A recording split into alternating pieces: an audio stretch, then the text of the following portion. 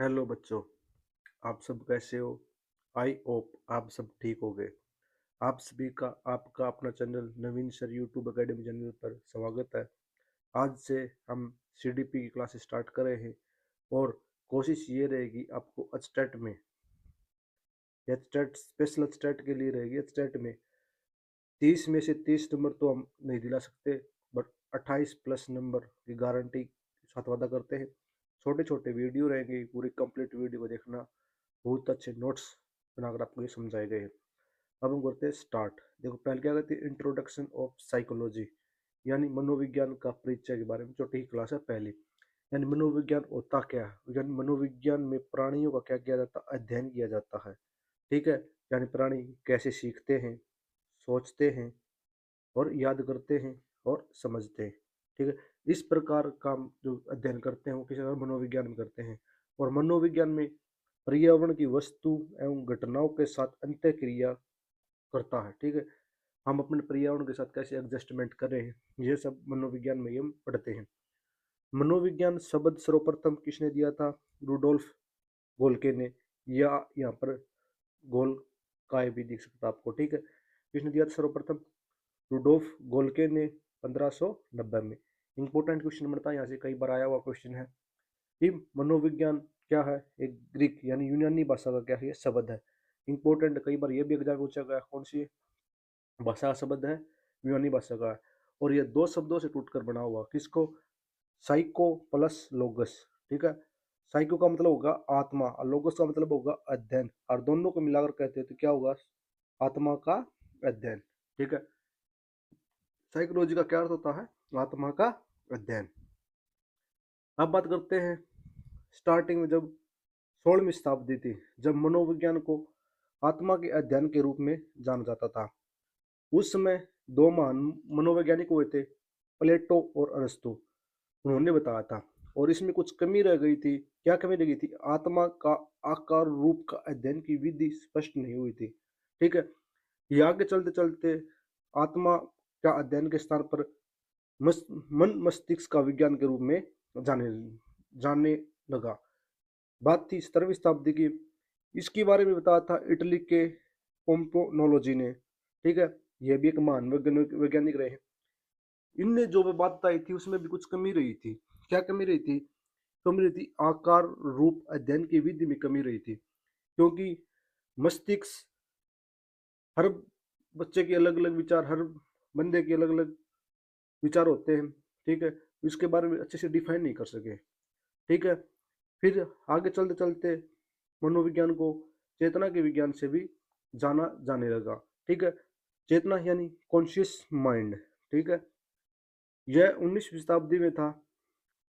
क्या था? 19वीं शताब्दी में। ठीक है, चेतना विज्ञान के बारे में किसने बताया था? विलियम जेम्स और विलियम वुंट ने। ठीक है, और इनकी कमी क्या रही थी? क्योंकि इन्होंने दो ही चीजों को बताया था, चेतन मन के बारे में क्या होता था?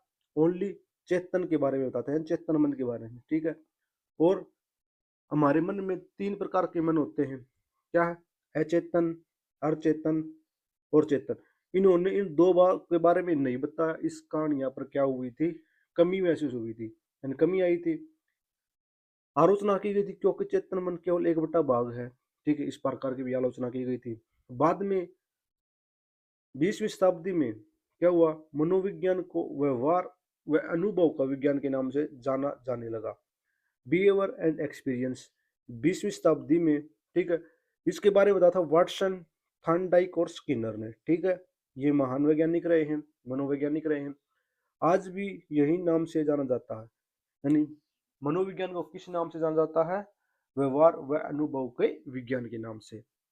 ठीक है, हमें अच्छे से पता होना चाहिए, यानी कहाँ से कहाँ तक की इन्होंने सीमा तय करते हुए आज इस उपाधि तक पहुंची है मनोविज्ञान।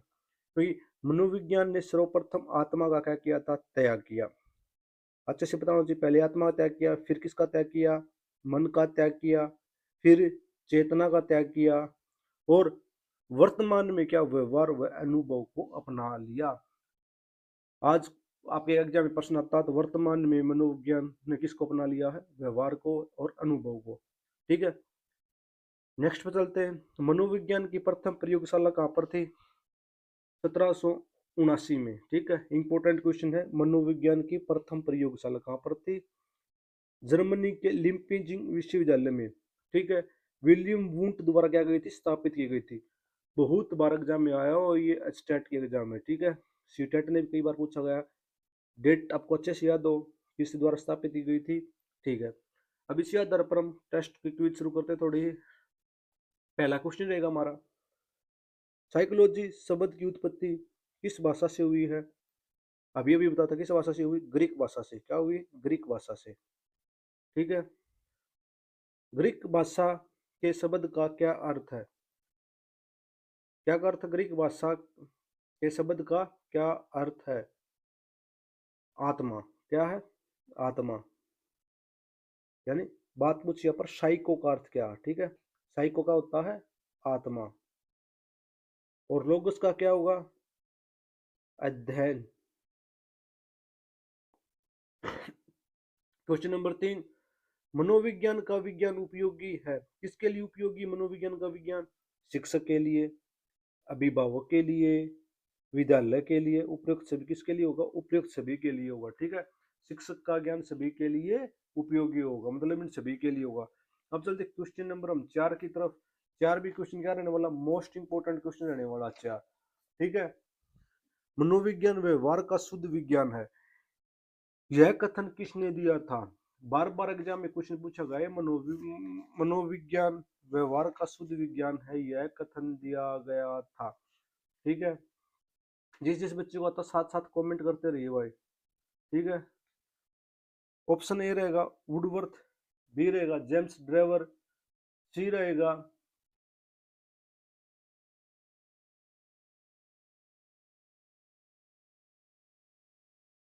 वाटसन, डी रहेगा स्किनर। किसके द्वारा दिया गया था? वाटसन के द्वारा। क्या दिया गया था? वाटसन के द्वारा।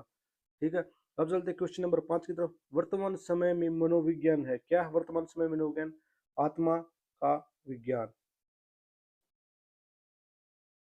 नेक्स्ट वीडियो के साथ मिलते हैं दोस्तों। अगर वीडियो अच्छी लगे तो लाइक, शेयर एंड सब्सक्राइब करें। धन्यवाद दोस्तों।